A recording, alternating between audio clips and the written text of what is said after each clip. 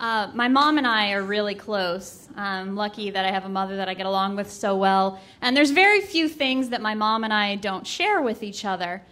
But that being said, years and years ago, back when there were not pot dispensaries on every corner, and weed wasn't so easily accessible as it is now, I had a job at a retail store that I hated, and it was the worst job I ever had. Hated it so much, and not only that, but it also, I couldn't make ends meet. I just never had enough money. So I decided to start selling weed. And I was actually really, really good at it. A friend of mine lived in Venice, and he was a grower, and he said, you know, I need a mule to the east side, so if you... And I feel really stupid nowadays saying that, because it seems like now pot is about as innocuous as caffeine pills, but at the time he needed a mule, and I was like, I need the money, so let's do this. So I started selling weed, and I just kind of took to it like Walter White. Like, I just had this sort of business sense for it. I was really good at it. One of the reasons is I just absolutely look like the last person you think would ever sell pot. And I also just don't smoke it, so it was just, and then also just like natural salesmanship. I was just, had a skill for it.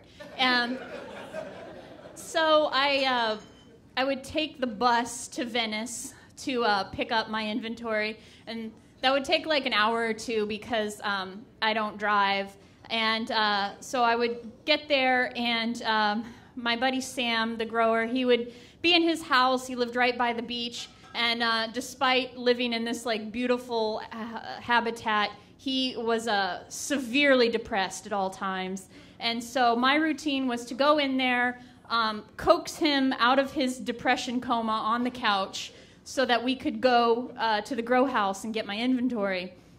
So one day I went in, and he's on the couch wrapped up in this fur coat. It was 70 degrees outside, but he kind of he was one of those people that just made depression so elegant. Despite the fact that his house was a complete mess and it always smelled like cat pee, but he was still very an elegant, depressed person. So he would put on his fur coat, and we'd get into his 1968 Riviera giant car and drive to the garage where he grew it. And meanwhile, I'd be like, you know, trying to help him with whatever reason he was depressed, and it would usually be some 19-year-old just broke up with him. He was 45, and you'd just be like, your life is so hard. So one time, so he gave me this stash that was about 2 pounds of weed, which is enormous. He had already vacuum sealed it. He said, here you go. I said, why are you giving me all this? He says, I'm going out of town for about a month. I got to go to Europe and buy a Nazi knife. I'll tell you about it later. But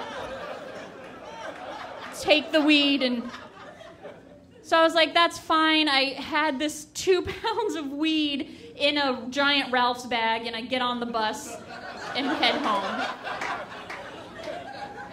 So the next day, my mom is coming to visit, and I'm freaking out because I'm like, how am I going to hide 2 pounds of weed in my studio apartment from my mother? I didn't want her to know that I was selling weed. It seemed kind of like a little bit of a failure because I had lost my production job, and I was working in this retail store that I hated, and now I was selling weed. So I just didn't want my mom to know.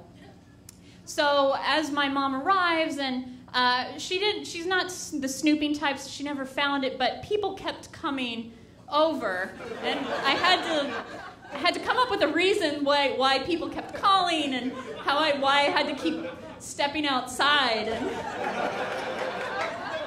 and I kind of told my mom, like, my excuse was that my retail store job, which was a high-end cosmetics store, I was like, oh, well, what I do is I use my employee 50% off discount, and I sell it for lower than the retail price, but I still make a profit. So I told her that's what I was doing. I don't know why in my head I thought I would mask one crime with another illegal thing, but she was like, that's a really good idea. You're a good business person.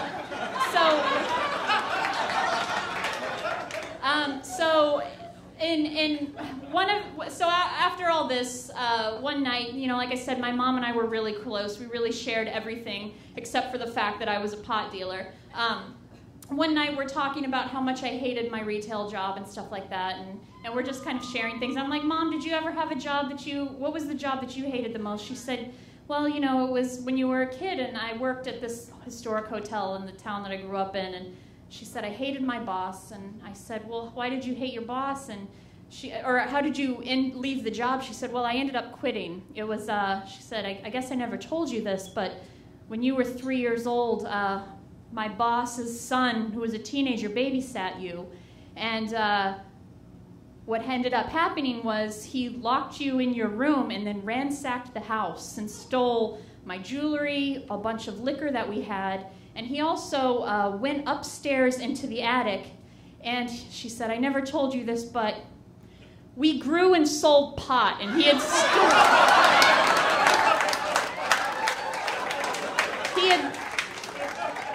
stolen about 2 pounds of it. So I had to tell my boss, A, her son stole from me, and B, he has about 2 pounds of pot on him. So she said I had to leave that job. And we had this close moment, and for some reason I still never told my mom that I stole pot. So.